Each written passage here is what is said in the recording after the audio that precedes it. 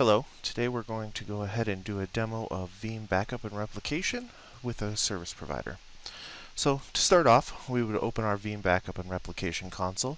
Inside of this, we will go to Backup Infrastructure, click on Service Providers. Under Service Providers, we're going to click on Add Service Provider. Since I already have one set up, we'll just go ahead and use one I've got. The first thing you'll see is that there's a DNS name or IP address. This is actually for our data centers, in this case cgo1.newcloudnetworks.com. This is my Denver data center. I do have this box checked that says allow this Veeam backup and replication installation to be managed by the service provider. This is important because this is where you can actually manage your jobs and look at logs if needed when you're not around your Veeam backup and replication console. When we hit next, it's going to go ahead and connect the SSL certificate, log into GoDaddy, make sure that it's a valid certificate, and then that's when we're going to go ahead and put in our service provider credentials. We'll go ahead and hit add, and in this case I've already got mine. Mine are test51 /Jason Keller. The reason why we have test51 / is because this is a replication that's direct to vCloud, which you're seeing in the background here. Go ahead and hit apply. This is going to scan the service provider and find out what resources are allocated to your user.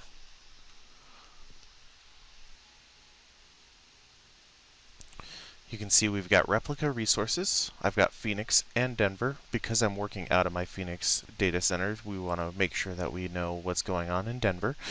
So in our Denver one, we've got 48 gigahertz of CPU, 120 gigs of RAM, and cloud SaaS storage up to 5.86 terabytes. This is going to go ahead and update our connection to the service provider. It's also going to save the cloud resources on our local console and make sure that management agent is running. So here you can see service provider cgo1.newcloudnetworks.com. Settings have been updated successfully. This just tells us what the available resources are, what's disabled, hardware-wise, and what's there.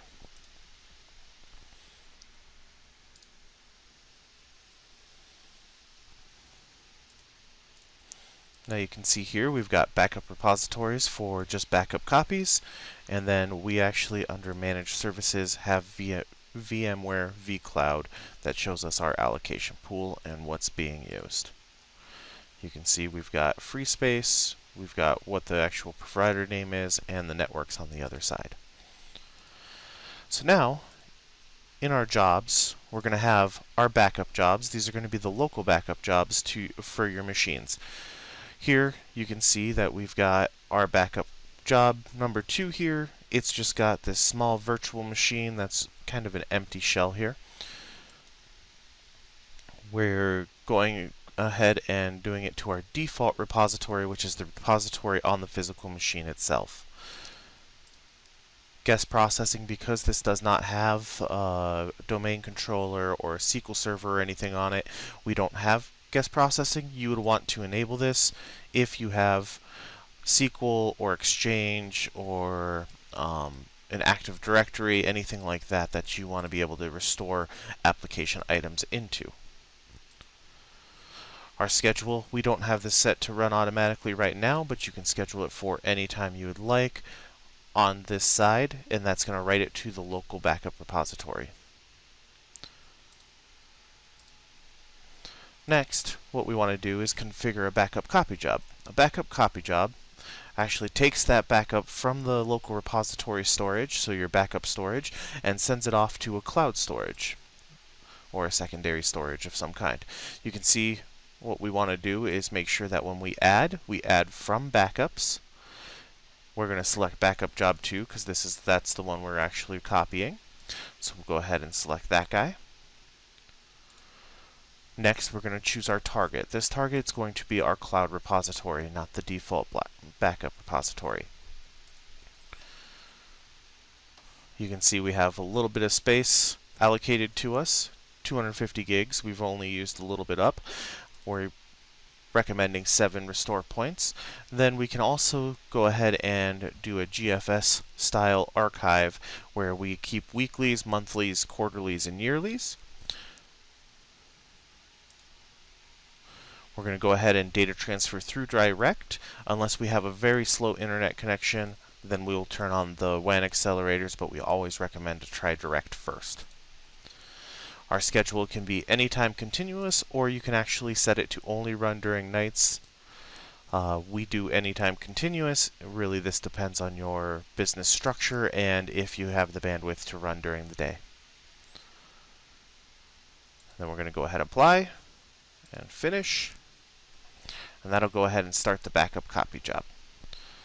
Next, we'll do a replication job. So for replicas, we have a couple of options. You can see we've got a replication job. We can set it to go to a separate virtual network on the other side to enable the network mapping. This is good because when we have an IPsec tunnel with a different VPN or a VLAN on the other side, you can talk back and forth during a failover situation. Once again, we're just taking the small machine. We're going to say our destination is a cloud host. We're going to definitely choose our direct to vCloud on this presentation.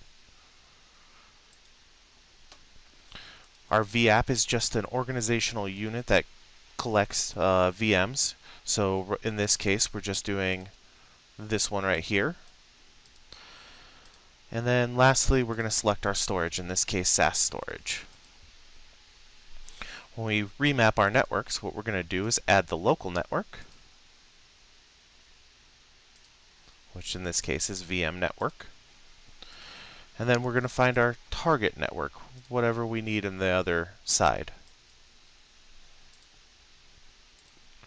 For jobs, we're going to go ahead and restore the metadata for the replica machine on the default backup repository or a backup repository on your side so that it can read and make the changes to the job.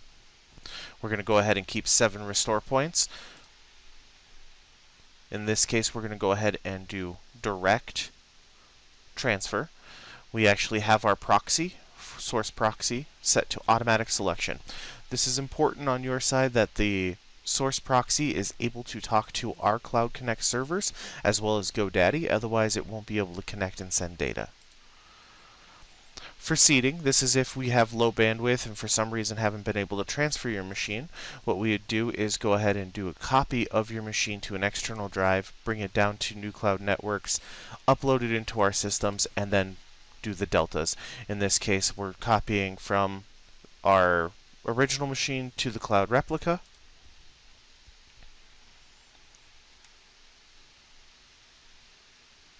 Once again, we don't have guest processing enabled. There's no SQL, there's no Active Directory, there's no Exchange. Here we can run the job as much as possible, all the way up to continuous. Continuous just means that it will go ahead and replicate once, and then it will continue to replicate after that. So it'll stop that replication and start a new one after you have finished.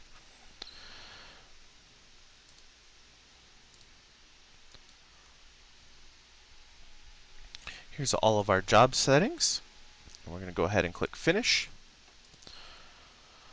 Now, we're going to go ahead and check on our backups. So in this case, we've got backup 1 and 2. 2 is the one that we were working with. If we look at our cloud, we've got our backup 2, 1, and an agent. We can do physical agents direct to Cloud Connect, or we can manage physical agents from this dashboard here. That will actually show up in your backup infrastructure, and it'll show up under Managed Services or Servers, and there will be a place for physical agents.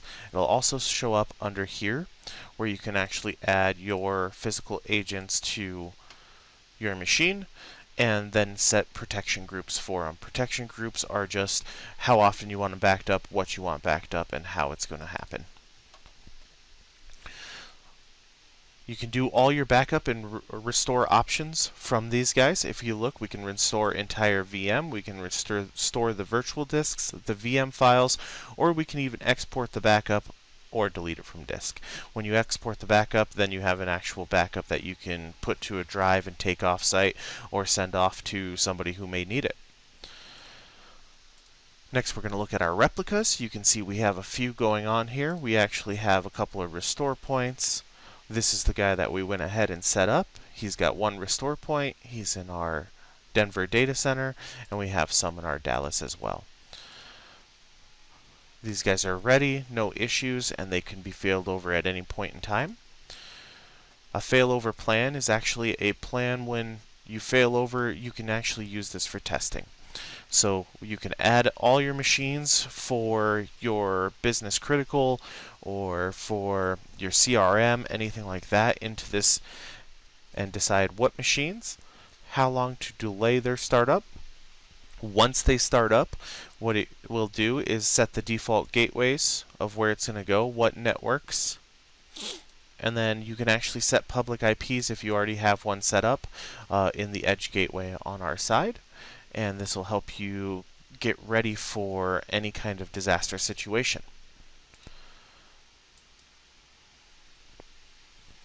And then you can see that this will actually test it, and you can process the VM. And we had a warning, but that was due to network connectivity. And then this actually tells you the information you need to supply to auditors for any kind of compliance purposes. To fail over a machine, you're just going to right click. You can do a failover now. You can do a planned failover. This will set a date and time to do the failover. You can add it to the failover plan. And then we're going to go ahead and do a failover now so we can see how it works. We're going to select the latest restore point. Once again, it's just an empty shell machine, so we're not going to see much in the size here.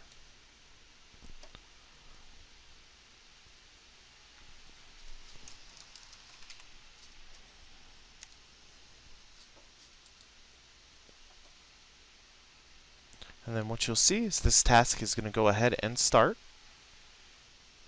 And we'll see back here in our vCloud that it actually starts.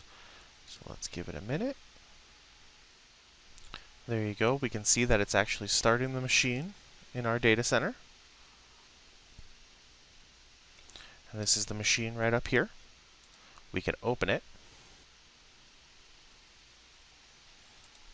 And you can see operating system not found. As I said, it's just a shell machine, but we are powered on. We're running on 1 vCPU, 1 gig of memory. We're successfully powered on. And if we look back at our Veeam console, the failover has completed successfully. We're able to talk back and forth through an edge gateway, which is a hardened firewall, virtual firewall through VMware. And now we have a couple of options once we've actually got an active failover. We can undo the failover, we can fail back to production, or we can actually commit the failover. If we do a permanent failover, this is going to commit it to NewCloud side, where it will run in the cloud until you're ready to replicate it back to your site. We can actually help you replicate it back to your site. Part of our disaster recovery service is that you do have a runtime of up to 30 days, so we can get that going for you. We can do fail back to production. This is going to send all the changes that have been written to the machine that are in our Denver data center back to the Phoenix data center. So if you fix the machine, it's ready to go. It will actually have saved all your changes in a snapshot that it will then apply back to the machine in production. And then lastly, you can just do undo failover. This will discard any changes to the machine and power back on the one on your side.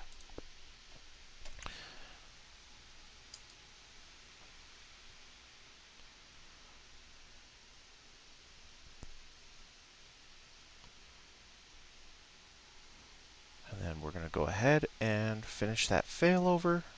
It'll go ahead and send the request to shut it down in Denver, and we'll have it set up going in Phoenix.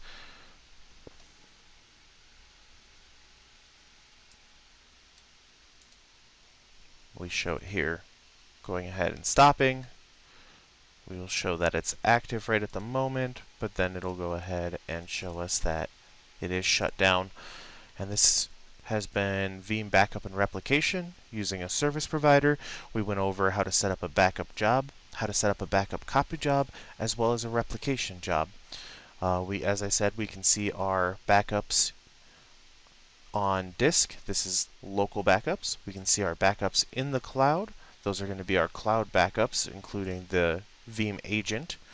And then we can see our replicas, which can show you if they're a cloud replica or a local replica. We went over failover plans a little bit.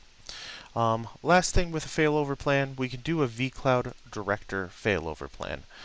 This is important just because we use vCloud Director for our recovery sites for any VMware customers. And this will update portals to let you know what VMs are going to be turned on, turned off, anything like that.